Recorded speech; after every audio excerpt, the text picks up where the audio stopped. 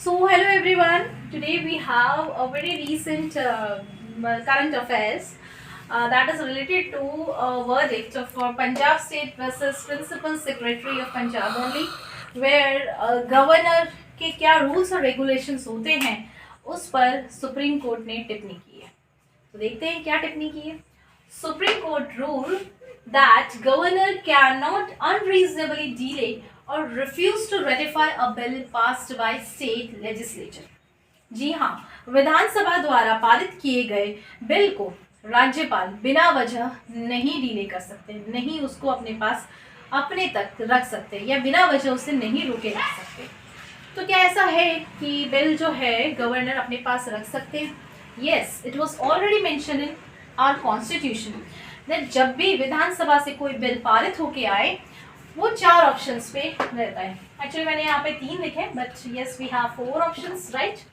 And there is an article which mentions about this rules that we have assent to bill, यानी कि आपको bill को किस तरह से एसेंट देना है. पहला हमें यही बोलता है we just have to give the assent to the bill, otherwise you have to withhold in the sense कि आपने अपने पास रख लिया है. और तीसरा कंडीशन ये होता है कि आपने बिल रिटर्न कर लिया है, आपने इन द सेंस गवर्नर ने बिल रिटर्न कर लिया है विथ फ्यू अमेंडमेंट्स और सजेशंस. अब ये स्टेट लेजिस्लेचर पे है, विधानसभा पर है कि वो बिल में जो संशोधन की बातें की गई है राज्यपाल द्वारा उनके हिसाब से बदलाव करे या ना करे. और फिर बिल वापस से गवर्नर के पास जाता है और गवर्नर को he has to sign or he has to give the assent to the bill. He has to give the assent to the bill. But in case of money bill, no option. He has to give without any suggestions or amendments or something like that which gives delay to that particular money bill. So next we have reserving the bill for president's consideration. Yes, you heard a very right thing. कभी कभी bill governor द्वारा president के लिए रख दिया जाता है उनकी चर्चा के लिए, ताकि कुछ ऐसे नेशन के, not only state, because we are talking about the state legislature, state से रिलेटेड अगर कोई नेशन की इंपॉर्टेंस की बात होती है और उस पर बहुत सेंसिटिव इश्यू चल रहा होता है तो कुछ बिल्स जो होते हैं वो प्रेसिडेंट के लिए रख लिए जाते हैं, प्रेसिडेंट के एसेंट के लिए गवर्नर द्वारा आगे भेजे जाते हैं.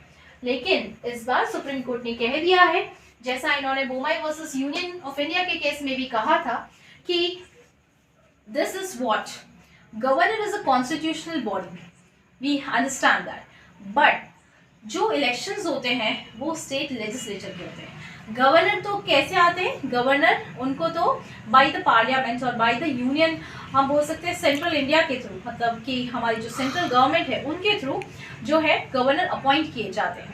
And appointment was obviously by the president, seals in their hand and warrant. ठीक है, प्रेसिडेंट द्वारा वो अपॉइंट किए जाते हैं और obviously suggestions यूनियन गवर्नमेंट का ही होता है. So it is a very good blend of cooperative federalism, जहाँ पे सेंटर स्टेट का अच्छा रिलेशन देखने को मिल सकता है, लेकिन कभी कभी उसका मिसयूज हो जाता है, जैसा तेलंगाना, केरला, तमिलनाडु और पंजाब में देखा गया, जो कि आर्टिकल 200 को जो है बाहर लाता है कि यस आप प्लीज बिल को अपोज ना करें, ऐसा सुप्रीम कोर्ट ने कहा है गवर्नर से. और बिल अगर अपोज होते हैं तो there are few reasons, like constitutional provision को अटैक कर रहे हैं, या नेशन के स्पिरिट के खिलाफ है, या हमारे देश के नीति निर्देशक तत्व that is DPSP, directive principles of state policy के खिलाफ है, या फिर नेशन के इंटरेस्ट के खिलाफ है, तब ही हम उसको रोक सकते हैं.